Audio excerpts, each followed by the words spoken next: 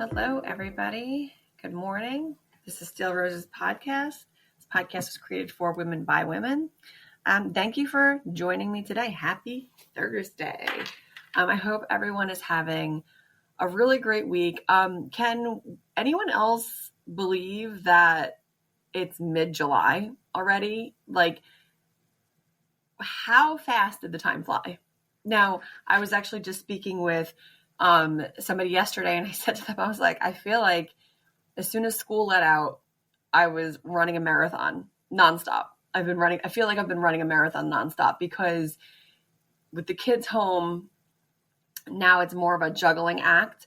And I've been talking about this, so you guys already know, and you all are probably experiencing it, but it's a juggling act, right? So the kids are in camp half day, and then I have the half day stop where I have to go get them, and then I got to keep them occupied while I'm also working. It's a lot. And one day kind of very quickly blurs into the next.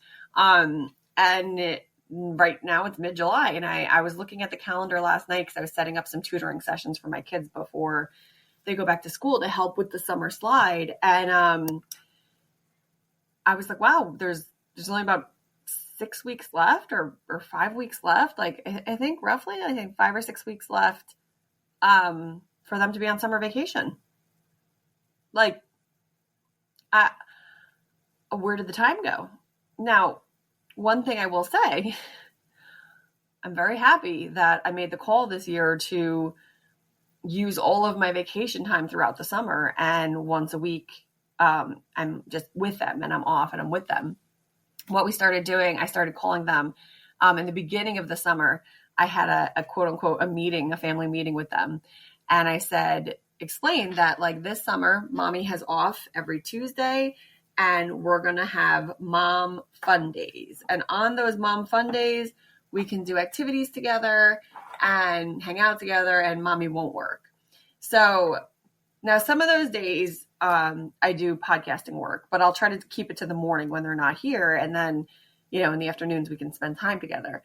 So this week for Mom Fun Day, now that they're old enough, I got to play board games with them. I grew up, it sounds very cheesy, but I grew up playing board games with my family I have very fond memories of all the cousins going down to my grandparents' house, and we would all stay down there with our parents and everything. And then we would have like Monopoly and Rummy Cube. If any of my family is listening, I'm just flashing back to Grandma Rose teaching us all Rummy Cube. And my older brother was like obsessed. He got a Rummy Cube set. He was just obsessed with the game.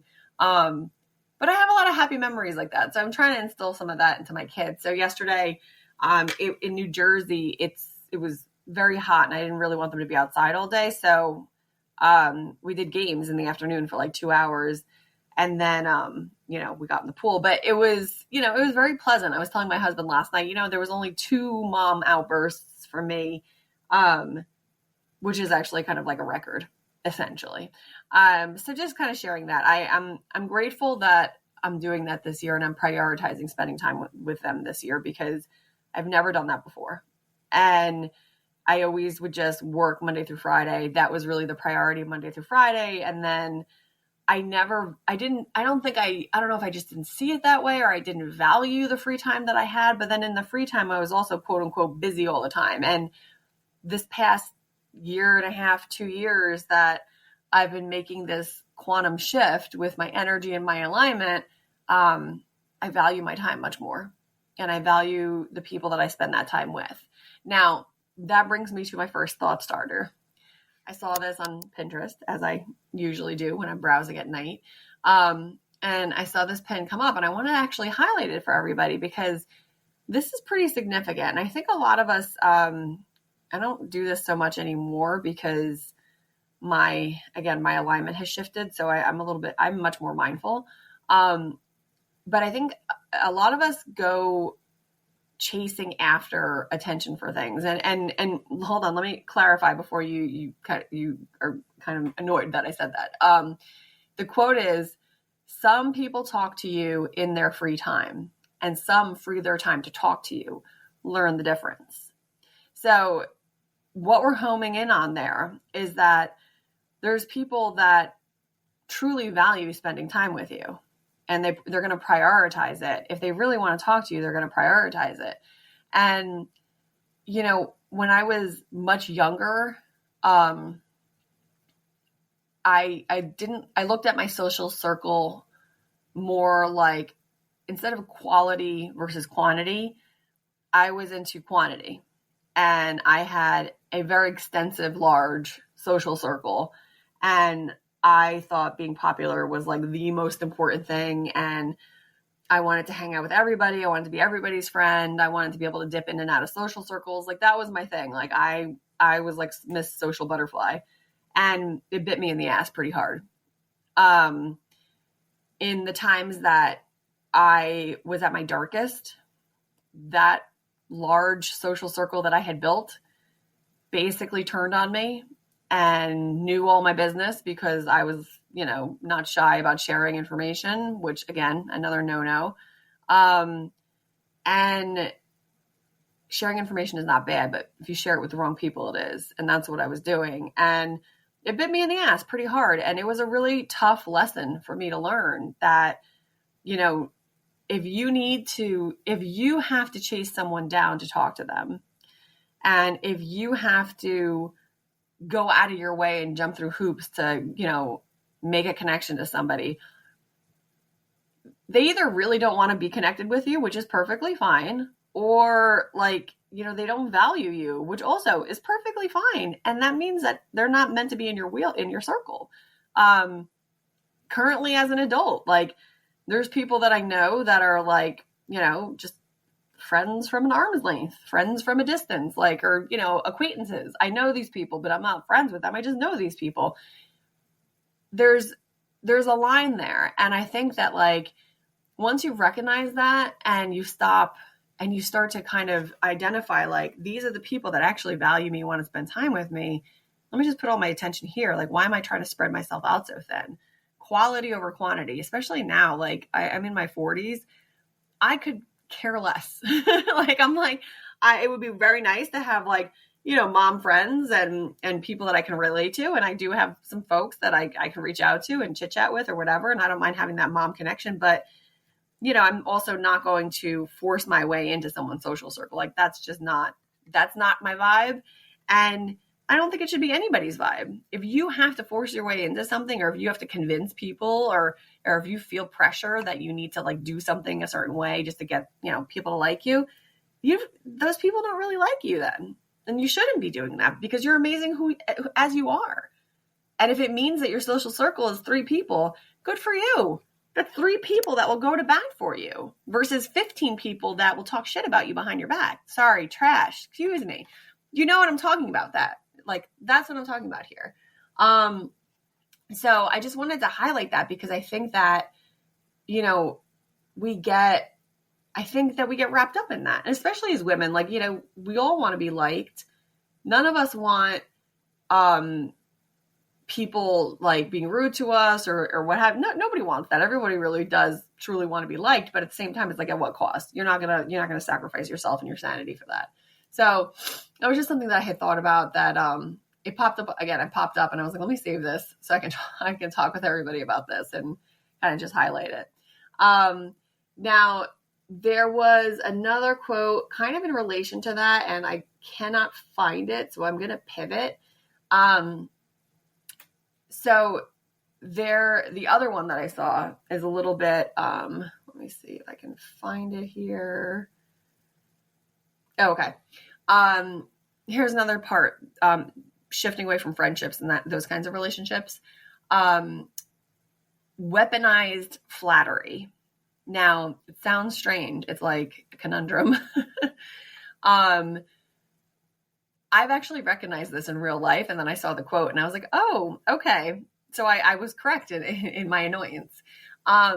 So we talk a lot about weaponized, like, incompetence, right? And people who basically will hide behind incompetence to, you know, not have to do something or not participate in something or not pull their weight. I was talking to my husband about this recently, where I've unfortunately was mostly women. Actually, now that I think about it, my industry is mostly women, in my levels anyway. I've encountered women that use their, not femininity, but they'll try to play like the damsel in distress card because they could do it, but like, why do it when you can convince someone else to do it, kind of thing. And that was never my thing. So I always was like kind of disgusted by that behavior, because why are you going to have someone else do it for you? Do it yourself. Like, you don't want anyone to have anything like that they can, in my eyes, it was always like, I don't want someone to be able to hold this over my head. But I've seen that a lot. And I never really understood that. Like, women who, and at the time, these were young women in their 20s that would, deign like, oh, I don't know, can you show me how to do this? And then, the guy would be, oh, of course, I'll show you how to do it. And then they would end up doing all the work, and the girl just, kind of go about her business. And I never really could wrap my head around that. That was never, I couldn't do it. But if you think about weaponized flattery, now it's a different flip, and we've probably all experienced it, but you didn't realize it, or you did realize it, but you didn't know what to call it. So my husband does this with me, and I call him out on it every single time, where, let's see, making doctor's appointments. Now, if you're married or in a serious relationship or whatever, most of the time it's the woman who's calling to make appointments.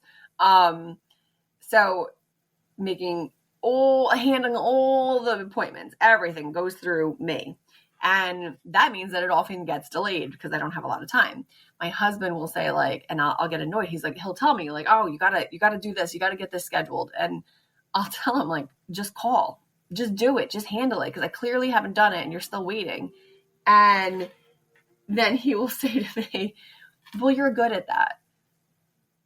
That's a weaponized compliment, because it's not, anyone can call and make an appointment. It's not that I'm good at it.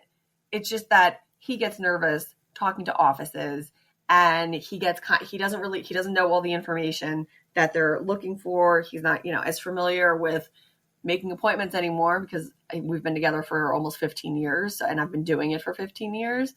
So he leans on me for that. And then when I get annoyed, he says, well, you're good at that. So the example that is in this post is, no, Dad, my mom isn't amazing at organizing events. She just has to do it because you're not doing it. It's the same thing. And I laughed when I saw this, because I was like, oh my God, like, there's many more things that, like, my husband quite often will be like, or I think I'll say to him, like, well, you can't all wait for me. Like, we're getting like stuck. Like, you can't every single one of you need something and you're waiting for me. I'm like, babe, why don't you read to the kids or do this or do that? And his response will be like, well, you're good at that. You're better at that than me. And I literally turn around and say, no, you also are good at that. You just don't want to do it. You're being lazy. Do it. And, like, that's kind of like, I started realizing it, and I started calling him out on it. Cause I'm like, don't say that. Like, that's a cop out. You're copping out right now. You just don't want to be bothered with it. Just be upfront. Just say you don't want to do it.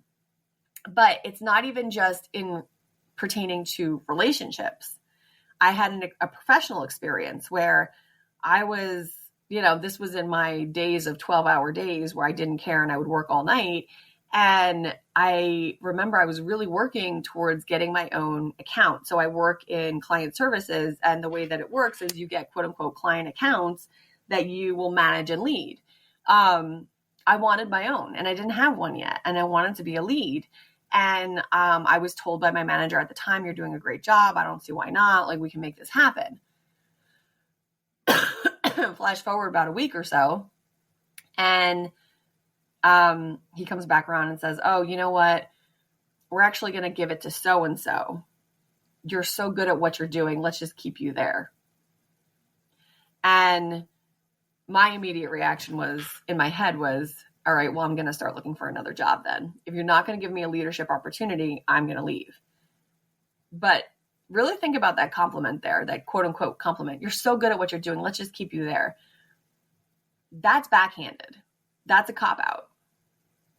For whatever reason, they didn't want to advance me, which is fine. That's happened to me my entire professional career, that I've had men tell me we're not going to advance you for whatever bullshit reason they come up with. Excuse me. It really irritates me. They'll come up with whatever crap reason they want and say, oh, shoot, sorry, you missed an email. Can't promote you. It's like, well, you mean so the 99.9% things that I've been hitting out of the park don't count, but that one time that I made a mistake, you're gonna make that the reason why you can't advance me. Thank you for letting me know that I need to move on from here. That was always my response.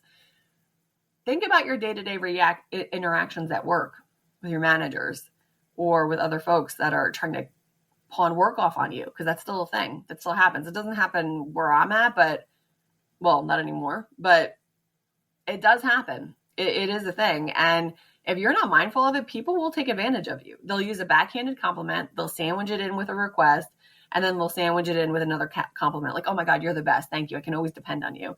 Do you really want to be that person that they can always just throw stuff at and you're just going to do it? I don't think so. So it applies to personal relationships. It applies to professional relationships. And it's something that we all have, as women especially, need to be mindful of, because our tendency is to say yes. Our tendency is to go with it and say, my work will speak for itself. And then someone will jump in and help me. This is me saying, no one's coming to help you. Nobody. You have to help yourself. You have to meditate. I'm going to broken record this all summer until everybody's meditating. To meditate, do your affirmations, do your visualization. You have to be mindful of your barometer, that fear that I talk about in some episodes, that gut feeling that we talk about in some episodes. Be aware. If you have an inkling that something is not quite right, you're probably right. Look into it further. Think about it more. We have to be the change. I was born in 1983, so everyone in my generation, we're just waking up now. We're just waking up. I'm having conversations with loads of people for the fall series, and I have almost the whole entire fall series booked up. And every single person that I talk to about this focus and about what we're doing here on this podcast, every single person is saying to me, like, we need to do this. We need to be the change. We're going to be the ones that we're going to shift the barometer. We're going to make this change, because the next generation is coming up right hot behind us. And we need to be the ones to be leading the way here. So I'll leave you with those thought starters today. I hope you all have a wonderful weekend. I'll see you all next week. I appreciate all of you listening. Please make sure that you leave a review for me in any of the podcast platforms that you listen to. I greatly appreciate it. It really does help get this podcast into other people's feeds when you leave reviews. So I really appreciate everybody's support with that. I hope you all have a wonderful weekend, as I said, and I'll see you on the next one. Take care, everybody.